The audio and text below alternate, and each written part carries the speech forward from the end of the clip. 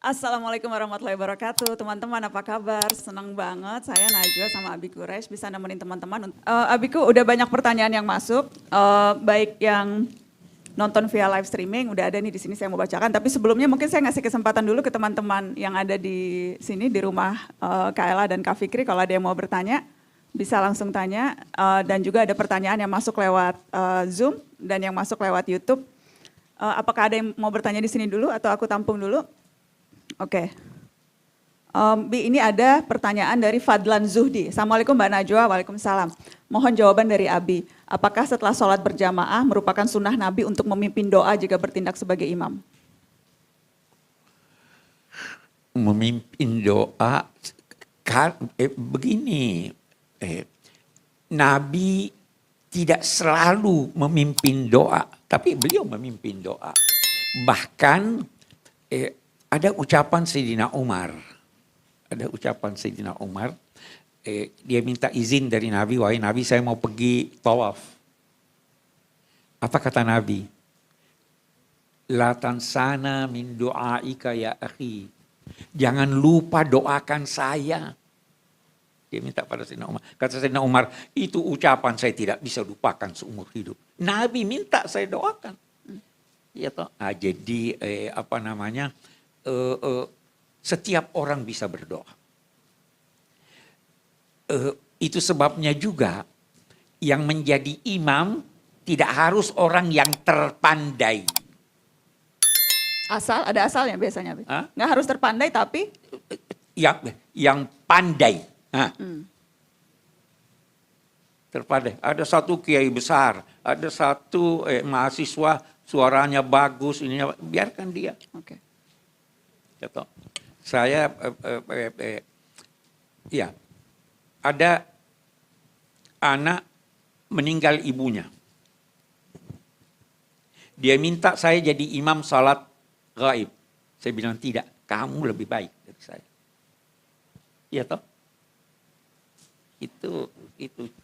Okay. Jadi tidak harus selalu Nabi. Ya toh? Ya. Okay. Abiku ini yang nonton macam-macam Bi. Ada dari Bogor, aku mau nyapa teman-teman di Bogor, Banjarmasin, Mamasa, ada yang dari Berau, ada yang dari Hong Kong, ada yang dari Australia, ada jauh banget dari Kazakhstan juga nonton Bi. Waduh. Assalamualaikum, gimana puasanya di sana teman-teman yang jauh-jauh, mudah-mudahan lancar semuanya. Ada satu pertanyaan lagi sebelum nanti buka ke yang lain. Oh, tapi ini sebetulnya udah Abi jawab sih Bi. Nah, yang soal berpakaian, ingin bertanya ke Abi, mencontoh cara berpakaian Nabi itu termasuk bagian dari sunnah, misalnya memakai surban bagi laki-laki. Tadi Abi udah jawab. Iya. Abi udah jawab ya teman-teman. Disesuaikan dengan budaya setempat. Apakah ada yang ingin bertanya di sini? Sebelum aku menjawab pertanyaan-pertanyaan yang juga masuk lewat Zoom, lewat YouTube. Silakan teman-teman kalau ada yang ingin bertanya. Baik, kalau gitu aku nanya dulu.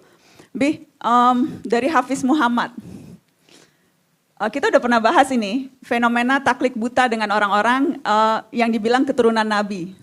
Bagaimana kita menyikapi orang-orang yang mengaku keturunan Nabi? Apakah bila kita tidak menghormatinya sama dengan tidak cinta pada Nabi? Cinta itu dalam hati. Ya toh. Kita tidak bisa mengukur cinta ini atau cinta itu hanya dari segi lahiriah. Bisa saja ada seorang suami istri, suaminya berkata, aku cinta padamu padahal tidak cinta, ya toh? Ya, ada gombal, ya. Tapi ada ungkapan. Engkau mengaku mencintai Rasul, padahal amalanmu tidak sesuai dengan amalan Rasul. Siapa yang mencintai seseorang, pasti dia selalu akan mengikutinya. Jadi lihat saja, ada orang mengaku keturunan Nabi, tapi amalnya tidak sesuai dengan tuntunan Nabi. Ya, tidak harus dihormati dong orang itu. Ada orang yang bukan keturunan Nabi, tetapi amalnya sangat baik. Ya, wajar dihormati dan wajar dicintai. Nah, kita sekarang ketiga, ada orang keturunan Nabi, amalnya baik, ininya baik. Kita beri dia penghormatan, sekali kita menghormati pribadinya yang baik itu, sekali kita menghormati karena dia punya hubungan dengan Nabi.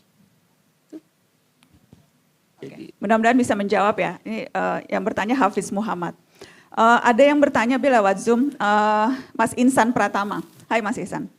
Izin bertanya Abi, jika terkait pilihan politik, apakah pilihan-pilihan politik Nabi, apakah itu termasuk fatwa, pengaturan, atau kondisional pada masa kekhalifahan pada masa itu? saya tadi katakan politik itu tidak bisa dijadikan dasar untuk memilih.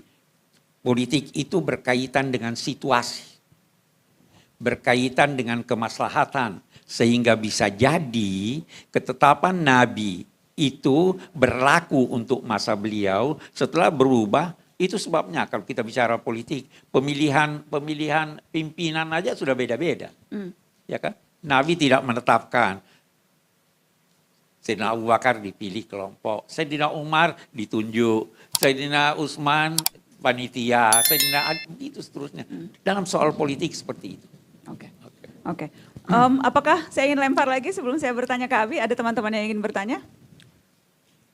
Baik, Abiku, kalau contoh-contoh teladan Nabi selama bulan Ramadan yang bisa kita ikuti, Bi? Apakah ibadah atau yang lainnya selama Ramadan yang spesifik dilakukan Nabi yang bisa kita teladani? Yang spesifik dilakukan Nabi itu tadarus. Beliau bertadarus dengan Jibril, malaikat Jibril. Dan dikatakan pada tahun terakhir itu beliau bertadarus 2 kali. Nah, hanya saya ingin garis bawahi, tadarus itu dicontoh oleh sahabat, tapi tadarus itu adalah bukan sekedar membaca. Tadarus itu mempelajari apa kandungan ayat ini dan berusaha mengamalkannya. Itu tidak dilepas oleh Nabi. Tentu yang tidak dilepas oleh Nabi, salat. Beliau salat malam, beliau salat tarawih, tapi di rumahnya, bukan di masjid. Nabi salat tarawih di rumah ya? Salat tarawih di rumahnya, 3 kali di masjid, terus orang berdatangan, akhirnya beliau salat di rumah.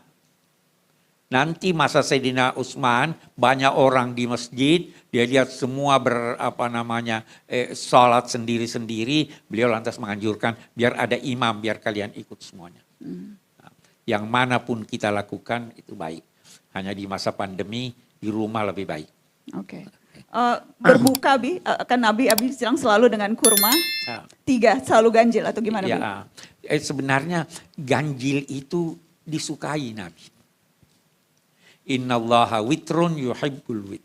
Tuhan itu ganjil, dia suka yang ganjil. Karena itu kita lihat ya, bilangan tasbih 3 kali, 33 kali, banyak yang ganjil-ganjil itu. Jadi karenanya makan kurmanya 1, 3 atau 5 gitu ya, Bi? 1, 3. Saya tidak tahu apa Nabi makan 5 atau hanya 3. Tapi ganjil sunnahnya itu. Ya, baik. Teman-teman ada yang ingin bertanya? Silakan saya kasih kesempatan. Kalau ada yang ingin bertanya? Baik, sambil menunggu. Abiku, kalau kita bicara Nabi, Nana ingat kita pernah membahas ini spesifik waktu itu Maulid. Dan itu banyak sekali yang kemudian senang. Menggambarkan pembawaan dan fisik Nabi. Itu kan selalu rasanya menggetarkan hati. Bagaimana sih wajah Nabi, bagaimana rambutnya, bagaimana? Sebelum sampai ke sana, ada orang berkata bahwa Nabi Yusuf itu adalah manusia yang paling tampan. Ya. Betul, beliau sangat tampan. Tetapi Nabi lebih tampan. Hanya bedanya apa? Ini saya dapat dari guru saya. Bedanya bahwa Nabi terlalu berwibawa. Sehingga orang tidak bisa menatap beliau. Sahabat-sahabatnya, kalau lihat beliau itu tunduk. Jadi wibawanya menutupi keindahannya. Kalau Nabi Yusuf tampan, tapi kita hormati beliau, beliau Nabi, beliau ini, tapi wibawanya tidak sebesar wibawa Nabi. Buktinya apa? Dia disuruh keluar oleh Zulaikha, keluar, orang lihat dia dan sebagainya. Jadi itu wibawa itu tidak ada. Nabi itu tampan dan berwibawa. Nah, yang kedua, Nabi Shallallahu Alaihi Wasallam itu mencintai sebelum dicintai. Mencintai sebelum dicintai. Guru begitu. Jadi kalau ada yang salah, kecintaan Nabi kepadanya menegurnya dengan baik sehingga yang ditegur menerimanya dan respect pada Nabi. Ada orang dari pegunungan, dulu masjid belum kayak kita sekarang bersih dan sebagainya. Dia maaf buang air kecil di areal masjid. Sahabat-sahabat mau kata, biarkan dia melanjutkan itu. Setelah selesai baru diberitahu, hei, ini tempat bukan tempat buang air kecil. Ini tempat buat salah. Jadi menegurnya itu menimbulkan simpati. Karena cintanya? Ya, karena cinta. Karena cinta. Cinta pada manusianya. Jadi itu kan ada ungkapan, kita benci penyakit, bukan orang sakit. Iya kan? Kita benci keburukan, bukan orang yang berbuat keburukan. Nabi begitu. Nah, dan tampan sekali. Ada riwayat menyatakan, ini mungkin agak orang yang jarang membaca sirah tidak tahu. Katanya, saya tidak pernah melihat sosok yang begitu tampan baru dilukiskan Nabi. Yang rambutnya terurai, teratur sampai ke ujung telinganya. Dan dia memakai baju merah. Jadi Nabi pernah pakai baju merah loh. Ma ra'aitu min dhilimmatin sauda fi hullatin hamra ahsana min Rasulillah sallallahu alaihi wasallam. Saya tidak pernah lihat satu orang yang rambutnya terurai dan memakai baju merah yang lebih indah dari Nabi sallallahu alaihi wasallam.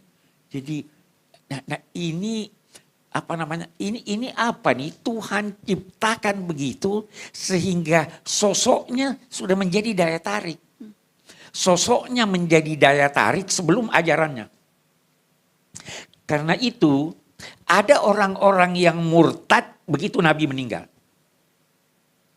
Sudah tidak ada. Tuhan menginginkan kita itu mencintai Nabi karena ajarannya. Baru kemudian karena sosoknya. Jadi sangat indah. Oke. Abiku, ini ada pertanyaan dari Wildan Lukman. Assalamualaikum Mbak Nana dan Abi Quraisy. Izin bertanya ke Abi. Rasulullah tidak pernah berinteraksi secara langsung dengan ayahandanya. Jadi bagaimana sunnah atau teladan Nabi terhadap seorang ayah atau bapak yang benar-benar dicontohkan oleh Rasul? Banyak sekali. Jadi memang Nabi tidak berinteraksi dengan ayah beliau. Tetapi dari tuntunan-tuntunan Al-Quran, kita akan menemukan sekian banyak tuntunan bagaimana berinteraksi dengan orang tua walaupun non-muslim. Itu ada di Quran. Wasahibhuma fid dunya ma'rufa. Temani orang tuamu dengan baik selama kehidupan dunia ini, selama dia tidak memaksa kamu untuk memeluk kemusyrikan. Nah, itu yang Nabi praktekkan dan itu yang Nabi ajarkan.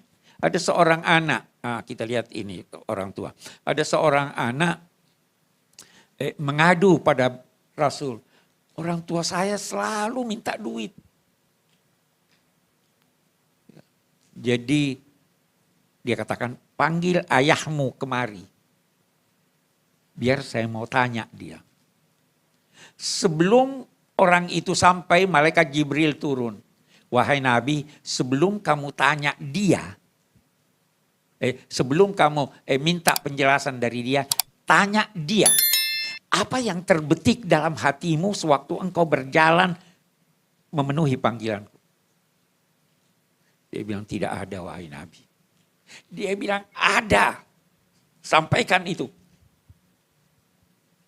Orang itu berkata, dari saat ke saat kami selalu mendapatkan bukti bahwa memang engkau adalah utusan Allah. Benar, ada terbetik di dalam hatiku. Tetapi aku tidak ingin orang tahu. Apa itu? Aku mengeluh, anakku ini tidak memperlakukan aku dengan baik. Padahal aku tidak minta kecuali diperlakukan sebaik perlakuan orang terhadap tetangganya. Tidak minta apa-apa. Jadi bagaimana? Dia ceritakan apa yang diunek-uneknya.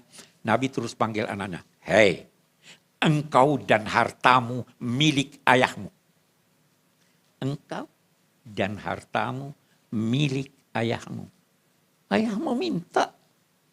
Dia bilang dia sakit waktu kecil. Saya yang lebih sakit dari dia. Dia tidak tidur. Saya berupaya untuk menidurkan dia. Keluhan-keluhan ayahnya. Yang dia tidak ingin orang tahu itu. Allah tahu. Maka Nabi disuruh beritahu. Ungkapkan itu. Nah, jadi Nabi memberi tuntunan menyangkut penghormatan kepada ibu bapak itu melalui tuntunan Al-Quran atau melalui wahyu Tuhan yang disampaikan pada Nabi. Karena itu misalnya ada anak mau pergi berjuang dengan Nabi. Dia bilang tidak, kamu dengan orang tuamu. Iya kan? Jadi itu. Ini nyambung ke pertanyaannya Ilham, Bi. Kalau meneladani Nabi sebagai orang tua, ayah bagi anak-anaknya, adakah Ayah terhadap anaknya? Wah, tidak baca Quran. Di Quran ada diajarkan bagaimana Nabi Ibrahim bersikap pada orang tuanya pembuat berhala. Nabi Ibrahim, kita baca itu ayat sangat indah. Beliau berkata, ayahku, apakah engkau menyembah sesuatu yang tidak wajar untuk disembah? Ayahnya marah, diam kamu. Anaknya berkata, wahai ayahku, aku mendapat informasi yang tidak engkau dapatkan. Sambil dia memanggil ayahnya dengan ya abati, wahai ayahku tercinta. Coba lihat, dia tidak mengaku pinter. Dia mengaku, saya mendapatkan informasi, ini bukan dari saya. Ayahnya marah. Jangan nampakkan wajahmu padaku. Nabi Ibrahim berkata, saya akan pergi sambil mendoakan kamu. Jadi walaupun ayah sudah salah, sudah ini penghormatan tetap harus diberikan padanya. Itu sebabnya istri Nabi itu ada ibunya yang musyrik datang mau duduk di kasurnya Nabi. Dia usir, pergi. Kata Nabi, jangan, biarkan dia duduk walaupun dia musyrik. Ya kan?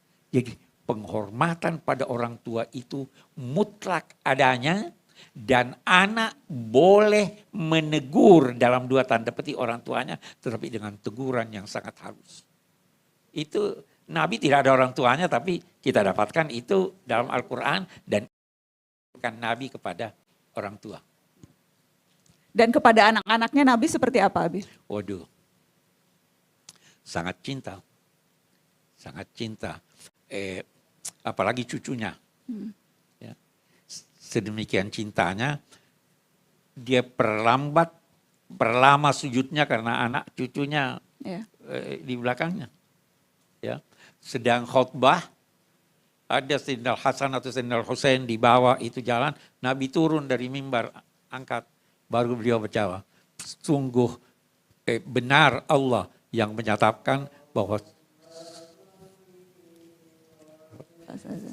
sesungguhnya sesungguhnya anak-anak itu fitnah, ujian buat kita. Oke, baik. Teman-teman, apakah ada yang ingin bertanya? Saya ingin kasih kesempatan. Ya, Mbak Dayang, silakan. Ini tidak apa-apa suaranya.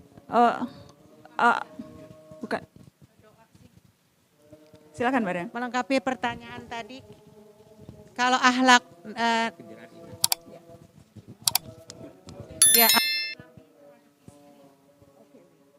Akhlak Nabi terhadap istri, Abiku. Satu saya berikan contoh. Ada istrinya ingin naik menunggang unta. Untanya sudah duduk, istrinya belum bisa naik. Apa yang dilakukan Nabi? Dia pasang lututnya, pahanya, istrinya disuruh naik di pahanya, baru naik menunggang unta. Begitu penghormatannya pada istrinya. Begitu dalam 2 tanda petik, begitu tersentuh hati Nabi dengan isu menyangkut Aisyah. Tetapi tidak ada satu kalimat yang menyakiti hatinya. Mestinya kan orang sudah marah-marah. Hanya berubah, kata Aisyah, hanya berubah. Biasanya dia bercanda sama saya, sekarang tidak bercanda. Jadi sangat hormat sama istrinya, sangat cinta sama istrinya, walaupun ada salah satu di antara mereka yang sangat dicintainya Aisyah, namun demikian cintanya pada Khadijah melebihi cinta semua istrinya. Jadi bukan cuma cinta setia, sangat setia. Oke. Abiku, tampaknya kita udah harus mengakhiri nih Abiku. Karena sebentar lagi juga insya Allah sudah azan maghrib. Mungkin Abi bisa minta Abi penutup dan juga mungkin doa. Karena ingat teman-teman, Abi selalu bilang menjelang berbuka itu doa saat-saat paling makbul insya Allah. Jadi boleh kita tutup pesan Abi terakhir dan kemudian kita baca doa dan teman-teman bisa bersiap-siap untuk kita berbuka. Iya, saya kira kita mungkin kesimpulannya, mari kita berusaha meneladani Nabi sekuat kemampuan kita. Dan yang terpenting diteladani seperti yang saya katakan, akhlaknya. Ya, akhlak itu menutupi segala sesuatu. Itu satu. Dan kita berdoa mudah-mudahan insya Allah Ramadan berlanjut. Kita bisa beribadah dengan baik. Amin. Kita bisa di siang hari puasa sesuai syarat-syaratnya, sesuai anjurannya.